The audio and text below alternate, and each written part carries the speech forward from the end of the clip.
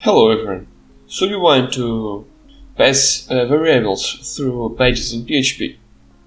I have two ways to do it.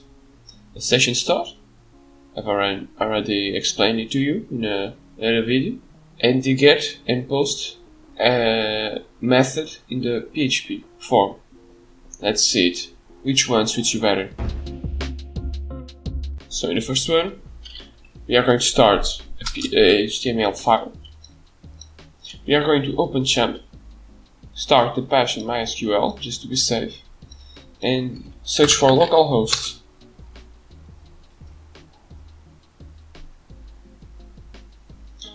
In here we are going to my online PHP classes.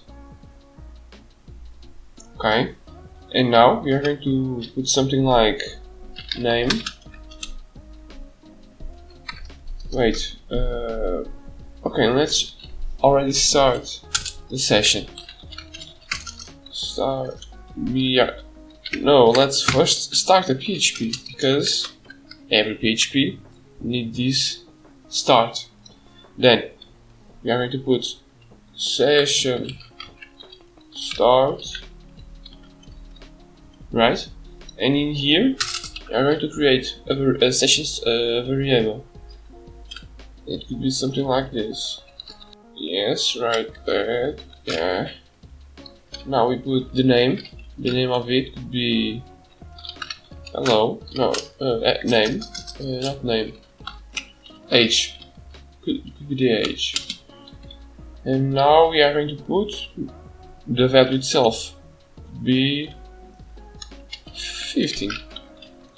And we forgot to open the PHP. Don't forget, sorry.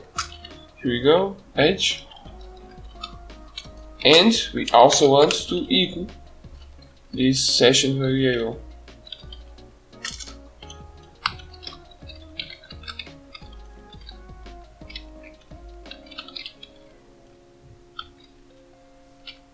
So we reload the page, error.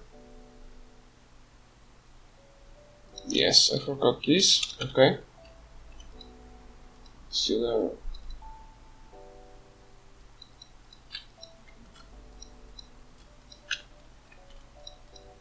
Okay, it's because it's just a number.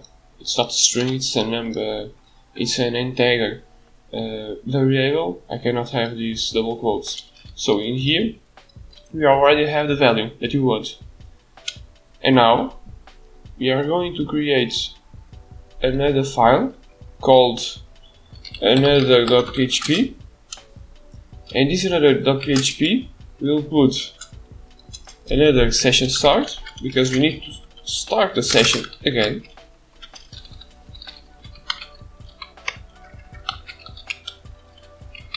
Okay, it only works with the files that has the session start. Now we are going to ask for the variable that's called we can just echo it and put here the session age. Let's just open my PHP. Here we go. Save it. Reload the page. Yes, we do. Okay,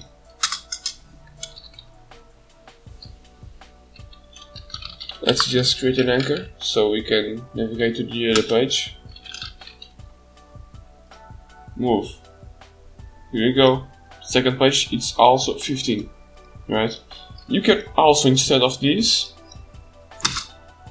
create a variable. So you can put age is equal to this variable from the session, right? And then you just work with the age itself. So we reload the page, move, and it's 15. Yes, right? Now we are on to the second one. The second one is a little bit harder, because it will involve the forms. It's just the form with the action. The action will be the path that it will send it to, and the method. That could be get or post. The get, it's less secure, but it's faster. The post, more secure, but slower. Let's go. I just delete everything just to be safe. Now, we are going to start the PHP. Here we go. Now, in the PHP, we are going to put, yes, the form. The form, it's not PHP, so we just remove it, sorry. Okay, let's go. So, form is just HTML. In the action, we are going to put a path. So we are going to put another .php. In the method, we are going to use get just to be faster. Get. Inside the form, we are going to put a label. You could do anything, I just put a label because of yes. Insert name. Just make a break of the line. And now we are going to put the input itself. With the name, the input we have to have the name. Other way, it will not work. The name is what the PHP reads as a variable. Okay, so save it, reload the page.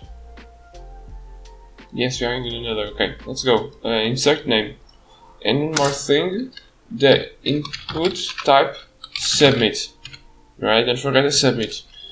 Without submit it will not work. And the other thing, the value. If you change the value of the submit, you can put click. The tricks, my friend, the tricks. Okay. Now we are going to click it. And we enter another. Just to see that the action works. Now we are going to the other page. The only thing that we need to do is asking for something that's called name. So first, before anything else, we are going to put if is set.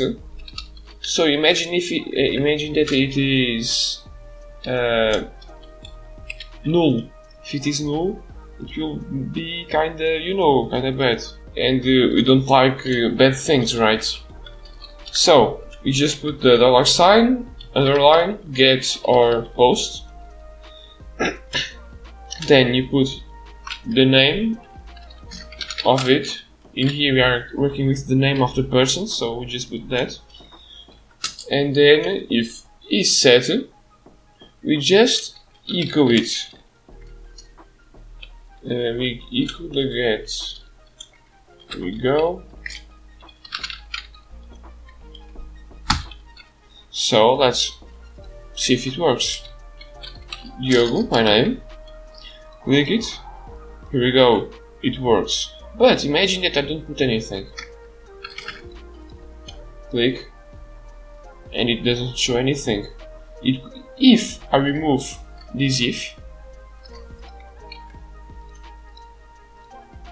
it doesn't show anything yet, but it's also great to have this, because there are some types of things that will not be able to do it. Imagine, if I just put, instead of this, I put a variable called name. The name it's equal to this get, right? And then I just show the name that I created. Put the other again is set, but if it's not set,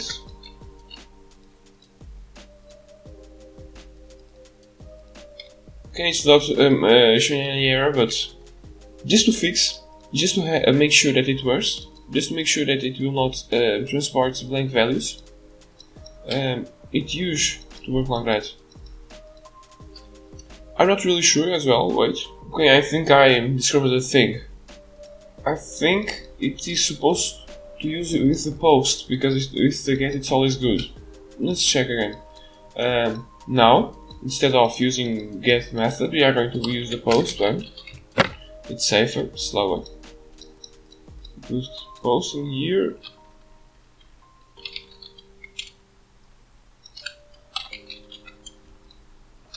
Save it.